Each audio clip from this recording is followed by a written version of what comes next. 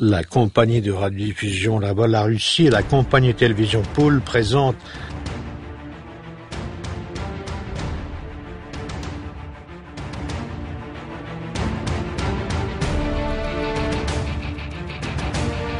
une enquête documentaire, le dernier vol de Gagarine, un mystère non élucidé.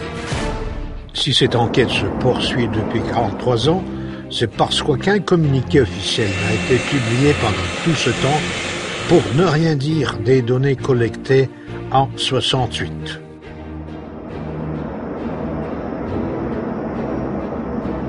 L'enquête menée par la commission gouvernementale, avec la participation de 29 établissements de recherche scientifique, des centaines de spécialistes et la crème des scientifiques à l'échelle nationale, n'a abouti à aucun résultat concret. Stepan Mikoyan. On me racontait que quand on a rapporté à Brejnev que la commission avait fini son travail et qu'on pouvait publier, il aurait dit il ne faut surtout pas troubler le peuple. C'est une histoire ancienne qu'il ne faut pas remettre sur le tapis. C'était bête comme raisonnement et pourtant tout le monde s'est exécuté. C'était une erreur grossière. Chapitre 6. Une erreur grossière ou un complot du silence. Nous avons certainement des raisons de douter. S'agit-il d'une erreur grossière ou d'un complot du silence? Si c'est un complot du silence qui avait intérêt à la montrer, le pouvoir, les chefs militaires ou les experts influents, pendant 43 ans, on s'applique à convaincre le monde que c'était une enquête sans précédent du point de vue du travail accompli et des pièces collectées. C'est depuis 43 ans qu'on s'applique à habituer les citoyens dignes de ce nom à l'idée que Gagarine, ce favori et idole national, était mort à la suite d'un fatal concours de circonstances. Mais voyons, il doit bien y avoir une explication. Essayons de comprendre à quel point ces circonstances sont mystérieuses et insurmontables en prenant pour exemple le groupe de Kuznetsov. 37 ans après la mort tragique de Gagarine et Sergeyevne, ces bénévoles ont avancé leur vision sensationnelle qui faisait croire que le rôle tragique avait été joué par la soupape qui a été ouverte dans le cockpit de Gagarine. L'avis de certains experts ne laisse aucune place à l'évaluation objective de tout un groupe de vétérans de l'Institut numéro 13. Ils ont gaspillé 9 ans de leur vie au lieu de passer le repos bien mérité pour poursuivre les recherches qu'ils menaient avec abnégation en 68. Tout a commencé par la conclusion de la commission gouvernementale formulée sous forme de suppositions. La cause la plus probable de la mort des pilotes était le virage trop vif de l'avion pour éviter la collision avec un ballon sonde.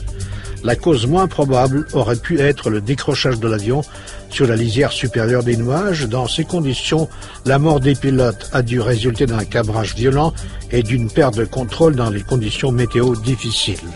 Il n'y a rien d'étonnant à ce que cette conclusion ne fasse que provoquer des divergences au sein de l'équipe qui menait l'enquête et surtout au sujet de l'éventuelle collision de l'avion de Gagarine avec un ballon sonde comme cause principale de la catastrophe. D'ailleurs, la même commission note qu'il n'existe aucune preuve de collision avec un objet volant. Arseny Mironov. Rien, vraiment rien dans les documents de la sous-commission technique et de celle de pilotage à laquelle nous étions affectés. Aucune trace de collision, c'est officiel, et on le répète tout au long du texte.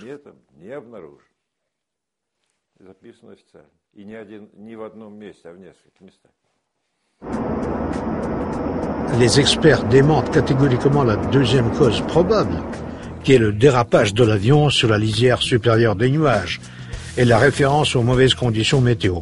Boris Vollenov. Je vous dirais franchement que c'est ridicule.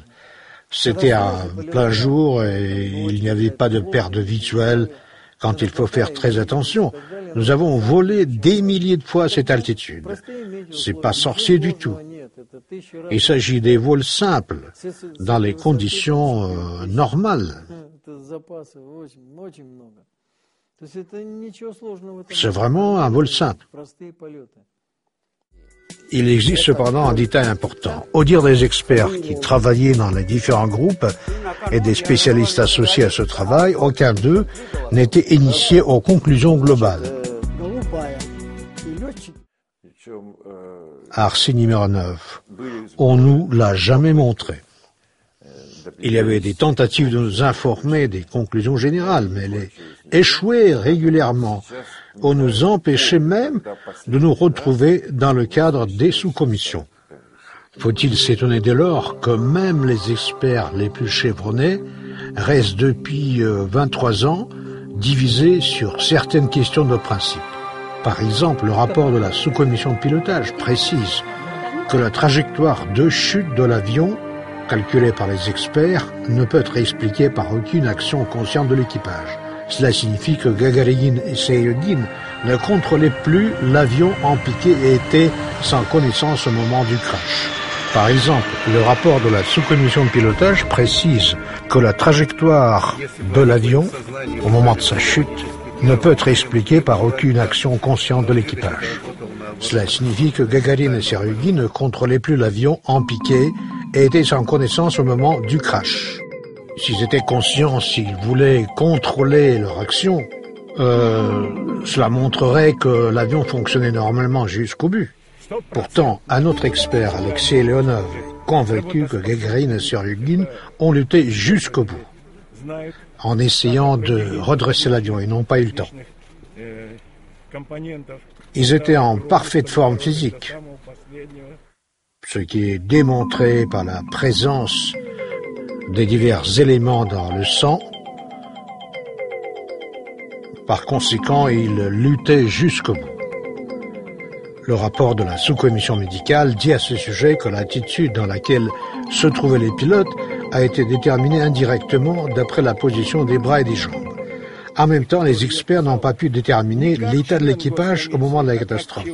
Rien ne permet de juger de présence ou d'absence de stress chez les victimes de l'accident. L'expertise a buté sur l'absence de certains tissus, et notamment 2 fois. Pourtant, Alexei Leonov pointe du doigt une autre circonstance confirmée par de nombreux témoins. Il dit que l'accident a été provoqué par le pilote du chasseur SU qui est sorti des limites de sa zone, ce qui a été vu par les habitants du village de Novosolovo situé à proximité. J'ai pu m'entretenir avec 3 paysans dans le cadre d'une reconstitution. Ils ont vu un avion qui, comme ils disaient, avait d'abord craché de sa queue un panache de fumée, puis un jet de flamme, avant de disparaître dans le nuage. Quand on leur a présenté une dizaine de modèles, ils ont tous séparément indiqué que c'était un Su-15. À son tour, Stepan Mekian met en doute ce témoignage d'Alexei Leonov. Premièrement, ce modèle était alors classé secret défense, et personne n'avait le droit de le sortir de l'usine. Deuxièmement, si on montre un modèle à quelqu'un qui ne s'y connaît pas en aviation, il dira toujours qu'il y ressemble, du moment qu'il y a 2 ailes, la queue et tout le reste.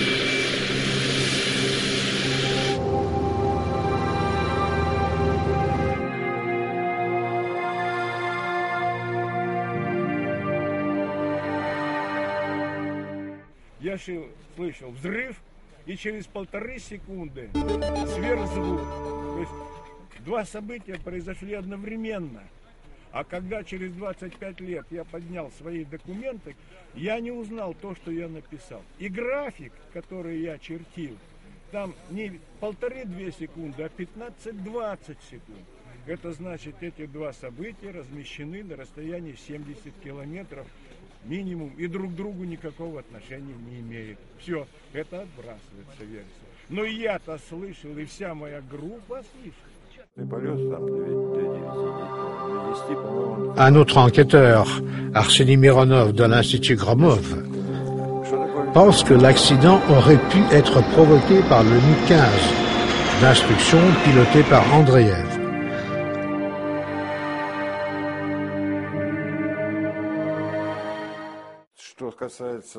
En effet, dans son dernier message radio, Gagarine avait demandé l'autorisation d'effectuer le virage à travers la zone Andreev, après quoi la liaison a été coupée. Arseny Mironov. En ce qui concerne le deuxième avion Mi-15 piloté par Andreev, je vais vous montrer que j'ai noté sur mon blog qu'il pouvait se rapprocher dangereusement. Pourquoi? Parce que quand Andreev était interrogé sur les détails de son vol, je me rappelle avoir noté, sans entrer dans le détail, qu'il s'embrouillait dans ses témoignages. Les témoins racontent qu'il en allait d'eux-mêmes concernant le rapprochement avec l'autre MiG-15 que testait le pilote Andreev. Il s'est donc mis à hurler, mais qui opère dans ma zone? La réponse était, t'inquiète pas, il n'y a personne. Et puisque le matériel marchait mal, la trajectoire sur le Shima a été par la suite déportée de 3,5 km. Rien ne permet d'affirmer que la commission officielle avait délibérément dissimulé une information importante, mais les circonstances de la catastrophe n'en deviennent que plus mystérieuses. Je vais vous dire ce que je pense, et je suis prêt à en assumer la responsabilité. Certaines pièces qui donnent des indices sont tout simplement impossibles à trouver. Seuls les anciens du groupe de Kuznetsov croient encore qu'on peut élucider aujourd'hui le mystère de la mort de Gagarine. Tous les autres participants attendent qu'on publie au moins un jour les rapports de la commission officielle que personne n'avait jamais vus. Nous aimerions bien posséder l'information et non pas la désinformation. Vous comprenez, nous sommes tous des gens âgés. J'ai aussi vu plein de choses dans la vie et je crois que si l'on veut savoir la vérité, il faut pratiquer une approche scientifique et faire une analyse aussi complète que possible. Ce faisant, il faut garder son sang-froid, être aussi persévérant que Gagarine lui-même. C'est la condition sine qua non de la réussite. Tous les fragments, même les plus menus de l'avion de Gagarine, sont conservés depuis 43 ans en fût étanche et dans les conditions idéales à l'Institut militaire de recherche et d'exploitation du matériel d'aviation à Lubertsy. Il est peu probable qu'il faille les examiner une fois de plus, puisque les collaborateurs de l'Institut avaient fait ce travail de la façon la plus consciencieuse en 1968. Pourtant, aucune instruction ne précise s'il faut ou non conserver les débris de l'avion. Aucune instruction, mais il est inimaginable que quelqu'un donne instruction de le détruire. Les gens viennent spontanément se recueillir sur les lieux de la mort de Gagarine et Selyuguine sans attendre un anniversaire ou une manifestation spéciale. Il y a aussi beaucoup de jeunes mariés. Ils attachent des rubans à la base du bouleau dont le sommet avait été rasé par l'avion de Gagarine et font des vœux croyant qu'ils vont absolument se réaliser. Quant au boulot mutilé, il tend vers le ciel plusieurs sommets nouveaux resplendissants de jeunesse.